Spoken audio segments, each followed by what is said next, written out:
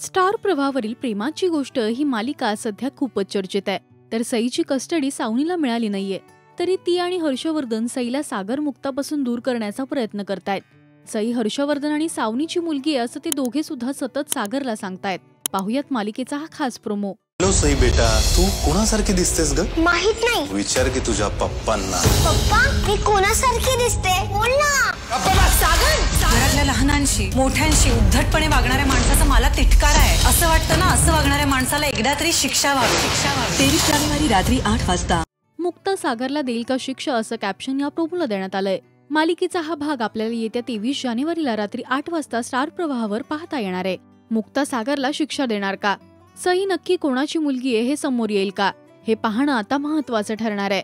मालिकेत आता पुढे काय घडणार यासाठी तुम्ही उत्सुक आहात का हे आम्हाला कमेंट्स मधून नक्की सांगा. मराठी टेलिव्हिजन विश्वातील बातम्या, अपडेट्स आणि गॉसिपसाठी तुम्ही सबस्क्राईब करा राजश्री मराठी शोबज.